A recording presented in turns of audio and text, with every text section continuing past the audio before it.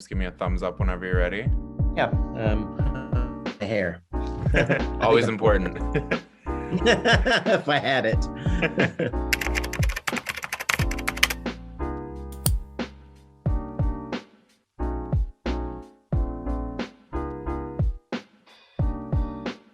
Hello, I am here with Brad Brackenridge. I am so excited to chat with him today. He is going to be telling me about some of the work that he has done. So I'm going to turn it over to Brad. Hi, Brad Brackenridge. I'm a puppeteer, actor, designer, performer, probably some other things. Awesome. So Brad, can you tell me just a bit about your connection to the Common Threads Collective? We gathered probably a couple years ago, once COVID hit, sort of time got a little wonky. I was brought on board by Peyton the Bar and Kate Story.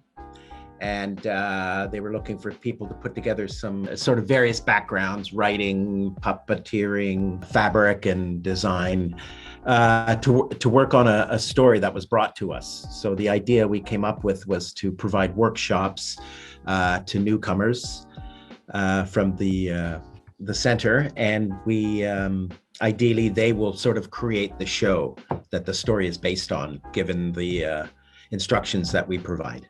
How did you get started into puppetry? I've always sort of had an interest. A number of years ago, I couldn't tell you the exact date, probably at least 10-ish. I took a course at the Banff Center. It's a puppet intensive workshop. So it was 3-ish weeks. And it sort of changed my life. I found something, that it really excited me. Not that the other things I wasn't doing weren't, but yeah, it just sort of reinvented myself in a sense with my performing. So it's and I've been doing it ever since. So it was a wonderful experience. Banff is an incredible place. Very privileged to have gotten out there and do this thing. So interesting. It's such a unique medium. Yeah. So Intro to Puppetry workshop is coming up on Saturday, August 14th.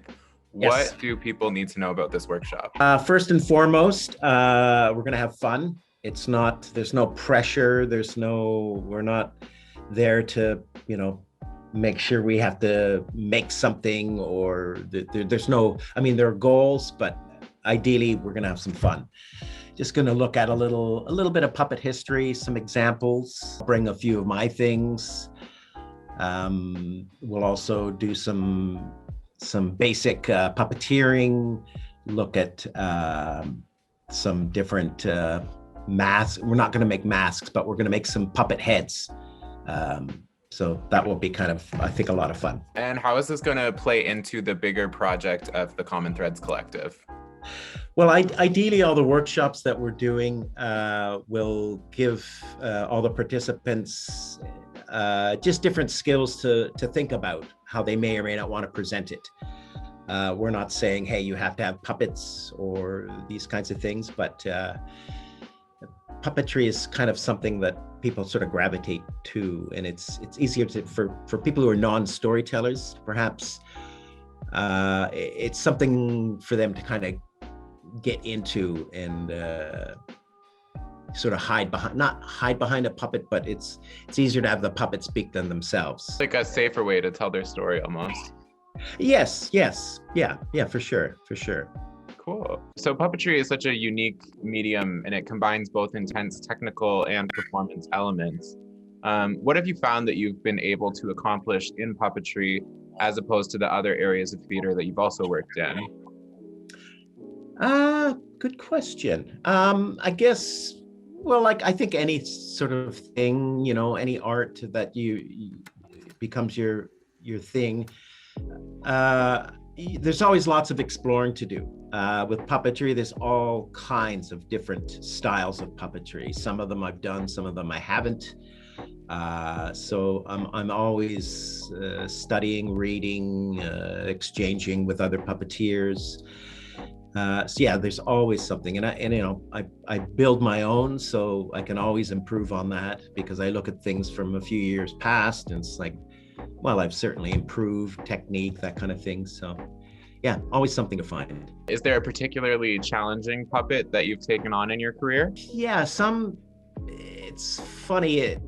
It's kind of a combination of things. It might just be the show itself that you're finding difficulty trying to, bring the right puppet to life, or you might make something, then you realize, oh, it's not quite what's needed for it. Years ago, I was in a production where a giant life-size Christ figure on a cross. I didn't make it, but I was in the show. And it came through the ceiling. It was a big reveal, and I had to sort of grab it because I was inside this bit of a building, the set. So I had to grab it at the right time, bring it in safely because it was on some wire, and then mouth this sort of song that it sang. So it was all timed, of course. So it was very, very nerve-wracking. Wow, that sounds intense. It was intense, yes. And another recent project of yours was Vertep. Yeah, it's happening as we speak. Unfortunately, it's sold out. There's 80 performances. It's 6 minutes long. And what's happening is the audience, it's a one-on-one performance. So I've had this cabinet built, and people sit inside it. It's kind of like a confessional or a photo booth, that sort of size. So someone will sit in, the viewer will sit inside. The room goes completely dark. I'm in the other half, and then I manipulate and present the show for 6 minutes. It's really cool. Yeah, it's quite a unique experience, I think. I mean, there are other one-on-one shows around, but it's, I've been fortunate to remount the show as well. So this is good. Awesome. Well, good luck on the rest of the Vertep shows. Congratulations. Thank you. Good luck with the workshop. Yes. I'm excited to see all of the future puppet work you do. Is there anything else you'd like to add in or say before we close? I just want to reiterate just to have some fun in the workshop. There's no stress involved. Puppetry, for the most part, is fun. And ideally, we can, sort of instill that in all the participants and give them some ideas. And, there'll be some stuff for them to take home to continue if they like, and see where that goes. Well, it does sound very fun and exciting, and it's always cool to try something new in the arts. So I definitely urge people to get out and try this workshop. Yeah, and it's a free event too, in the afternoon. Yeah, no, it's going to be good. Awesome. Well, thank you so much, Brad. I really appreciate you taking the time to chat with me today. My pleasure. And good luck with everything. Thanks, Noah. Thank you so much.